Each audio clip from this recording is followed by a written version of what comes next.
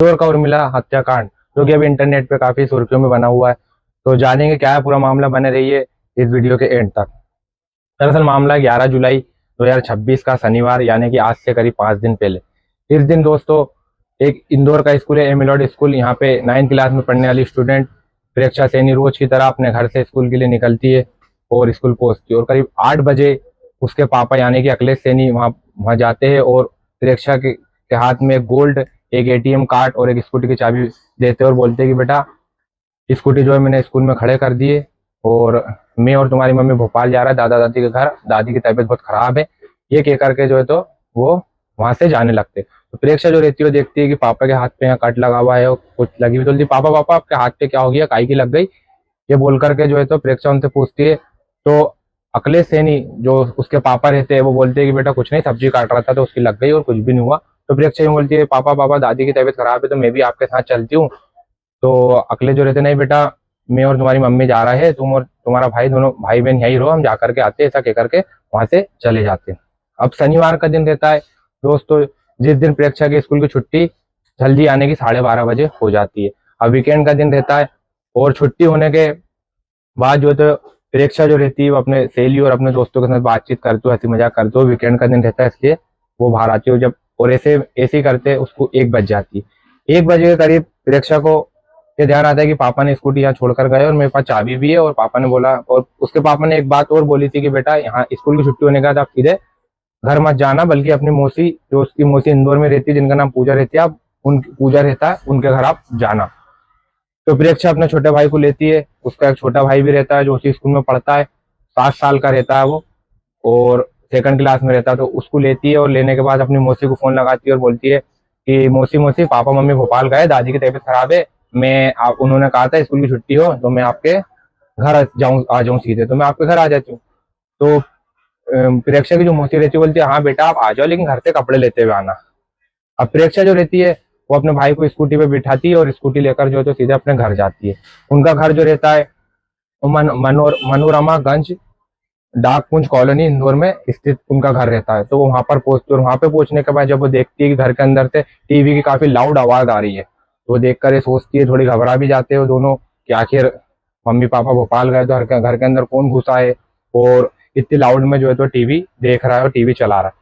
तो वो ये चीज देखने के लिए घर के अंदर जाते हैं। जब घर के अंदर जाते हैं दोस्तों तो एक रूम रहता है और रूम के आगे जो है तो एक हॉल रहता है। तो वो हॉल के अंदर जाते हैं और उनके दिमाग में जो चलते रहता है कि भाई अंदर टीवी कौन देख रहा है, देखने के लिए वो इतनी लाउड आवाज के अंदर मम्मी पापा भोपाल गए तो वो देखने के लिए वो अंदर चले जाते हैं।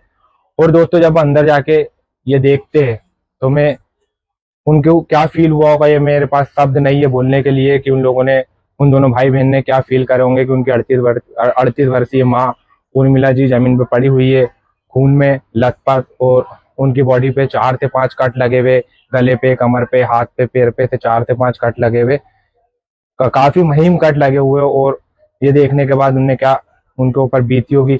वो प्रेक्षा जो है वो तो 14 साल की, उसने तो फिर भी कुछ दुनिया को देखी, लेकिन उसका जो छोटा भाई जो सिर्फ 7 साल का है, सेकंड क्लास के अंदर है, उसने अब ये चीज देखी होगी मेरी माँ जमीन पे पड़ी हुई है, 4-5 जगह कट लगे हुए और जो है तो चारों तरफ सभी तरफ खून ही खून हो रहा है और माँ भी जो है तो खून में लथपथ।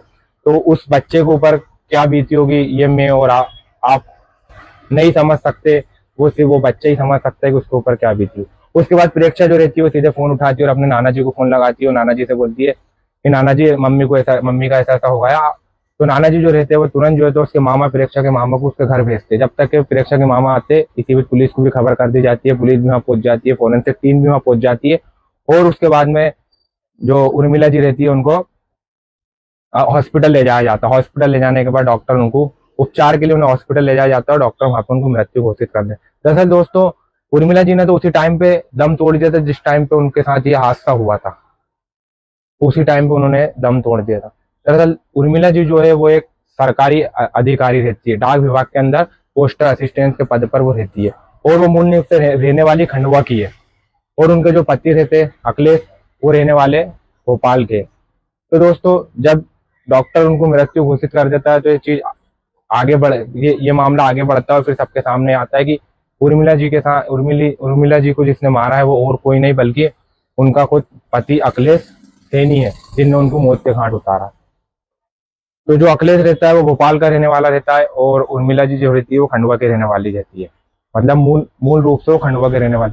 इनकी करीब 15 साल पहले शादी हुई थी, और ये परिवार पहले भोपाल में रहा करता था। उसके बाद उर्मिला जी डाक विभाग में रहती है, तो उनका भोपाल से इंदौर ट्रांसफर हो जाता है, और वहां से इंदौर अपने यहाँ पे उनको सरकारी आवास मिलता है। वहाँ पे डाकुंज कॉलोनी में उनको आवास मिलता है, वहाँ पे आके वो फैमिली शिफ्ट हो जाती है।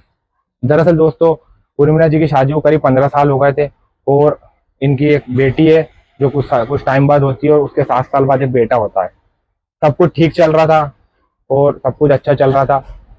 और जो अखिलेश रहता है उसका जो है अगरबत्ती का काम रहता है, तो सब कुछ अच्छा चल रहा था। उसी भी दोस्तों एक चीज और चल रही थी, और वो चल रही थी अखिलेश के दिमाग में शक का कीड़ा। जो आपने सुना होगा कि ये कीड़ा नहीं निकाला जा सकता, शक का कीड़ा जो रहता है। तो ये करीब 1 दिन या 2 दिन या 4 महीने या कुछ साल नहीं, बल्कि 15 साल से ये चीज उसके दिमाग में चल रही थी।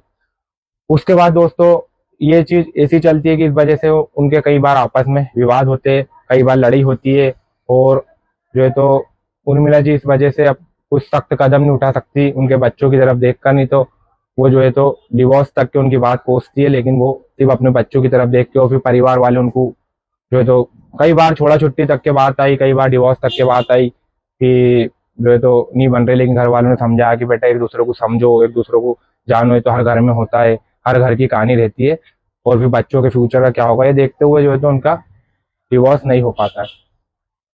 अब ये जब भोपाल में रहते थे, तो वहाँ पे अखिलेश जो रहता है वो एक राकेश नाम के लड़के के बारे में उनसे उर्मिला जी से पूछताछ करता रहता है कि ये कौन है, तेरा इससे क्या चल रहा है, बता ये कौन है, जो भी हो राकेश।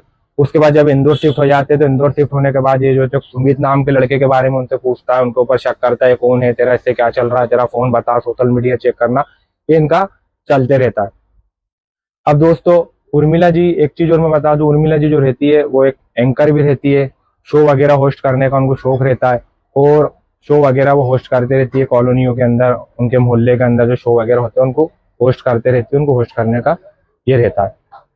तो दोस्तों, ये जो होस्ट करने वाला और जो एंकर रहता है उसका जो स्वभाव रहता है वो काफी मिलनसार रहता है, और मिलनसार रहने की वजह से जो है तो वो कोई भी मेल हो, फीमेल हो, भैया हो या दीदी हो, सबसे जो है तो एक जो मिलनसार तरीके से वो मिलता है, और उनसे जो है तो उसका स्वभाव जो है वो एक अलग ही रहता है। तो इस स्वभाव को उससे भी अखिलेश जो रहता है उनके ऊपर काफी शक करता है, और शक करने की वजह से इस बात पे से भी उनके जो है तो कई बार विवाद होता है कि तू उससे ऐसी बात क्यों करी, तूने उससे ऐसा क्यों मिला, तूने उससे इस तरीके से बात क्यों करी, ऐसा उनको उसमें विवाद होते रहता है। अब दोस्तों आता है 11 जुलाई 2026 का दिन, यानी कि आज से कुछ दिन पहले। होता ही हुआ कि सुबह सुबह का टाइम था, और दोनों बच्चे स्कूल गए हुए थे, और घर पर अखिलेश और उनकी वाइफ उर्मिला जी वहां मौजूद रहती है। इसी बात पे से उनका विवाद होता है, झगड़ा होता है, और वो झगड़ा इतना बढ़ जाता है, इतना बढ़ जाता है कि अखिलेश जो रहता है वो अपने बॉक्स में से एक नाइफ निकालता है, पेन नाइफ। दोस्तों मैं बता दूं कि जो पेन नाइफ रहती है इसे 7 लेयर पेन नाइफ भी बोला जाता है, यानी कि ये जो रहती है इसको ऑपरेशन, सर्जरी, डिलीवरी के टाइम पे इसको इस्तेमाल किया जाता है। जो अपनी त्वचा की जो परत रहती है उनको 7 परतों को एक बार में काटने की क्षमता रखता है, जो ऑपरेशन के टाइम डॉक्टर लोग इसे यूज करते हैं। तो ये अपने बॉक्स में से निकालता है, और अब टीवी का वॉल्यूम जो रहता है उसे फुल कर देता है, पूरा फुल साउंड टीवी का कर देता है, ताकि जो उर्मिला जी हो चीखे तो किसी को इसकी आवाज ना आए। और उसके बाद में कोई भारी सी चीज उठाता है और उनके सर पर वो वार करता है, जिसमें देखा गया कि उनको खून भी आया। और वार करने के बाद में जो है तो वो उस नाइफ से उनके ऊपर धारदार हमला कर देता है। करीब 4 से 5 जगह उनको कट लगाता है, पैर में, जांग में, हाथ में और गले पर, ऐसा उनके साथ। और वो काफी खून ही खून वहां पे हो जाता है। उसके बाद दोस्तों अपने कपड़े उतारता है, पॉलिथीन में डालता है, और वहां से जो खून जो बहता है वो करीब गेट तक पहुंचने तक रहता है। तो वो उसे जो है तो साफ करता है कि कहीं बाहर ना चले यार, इसे कोई देख ना ले। और उसके बाद दोस्तों फिर जो है तो वो जाता है, नहाता है, अच्छे साफ कपड़े पहनता है, तेल लगाता है, कंघी करता है, पॉलिश वाले शूज पहनता है। और ये पहनने के बाद में जो है तो टीका लगाकर वो अपने बच्ची जो प्रेक्षा रहती है उसके स्कूल जाता है, और स्कूल में जाकर के जो है तो वो उसे स्कूटी की चाबी, एक एटीएम कार्ड देता है, जो जो प्रेक्षा के नाम से उसका अकाउंट रहता है, उसमें करीब 4,21,000 रुपए के समथिंग उसमें पैसे रहते हैं। और उसकी मम्मी यानी कि उर्मिला जी का गोल्ड वो उसको देता है, और वहां से फिर जो है तो वो फरार हो जाता है। और उसके बाद फिर ये मामला अपन सभी के सामने आता है, और जो है तो दोस्तों इससे एक चीज और हमको सीखने को ये मिलती है कि जो शक का कीड़ा होता है, जिसे कहा जाता है कि हाँ इसे निकालना बिल्कुल ही जो है तो नहीं रहता है, नहीं निकल पाता है, तो ये बात बिल्कुल सही है कि शक का कीड़ा नहीं निकाला जा सकता। और जो है तो इससे काफी जो डाक विभाग के जो लोग हैं उनमें भी काफी आक्रोश है। और उर्मिला जी की जो बच्ची है प्रेक्षा, उसका ये कहना है कि मेरे पापा को भी उसी तरीके से तड़पाया जाए, उनका ना तो एनकाउंटर किया जाए ना उन्हें फांसी दी जाए, बल्कि उन्हें भी उसी तरीके से तड़पाया जाए जिस तरह मेरी माँ आखिरी सांस तक तड़पते रही है। ये उस बच्ची का कहना है जिसने काफी सालों से अपने घर के अंदर अपनी माँ के साथ टॉर्चर और लड़ी झगड़े जो देखी, उसके उससे उसने मतलब जो है तो ये कही है कि मेरी माँ के साथ जो हुआ, जो आखिरी सांस तक मेरी माँ तड़पते रही, तो मेरे पापा को भी इसी तरीके से तड़पाया जाए, उनका ना एनकाउंटर किया जाए ना फांसी उनको चढ़ाया जाए। तो दोस्तों आपका क्या है कहना इस केस के बारे में, आप कमेंट्स करके जरूर बताएं।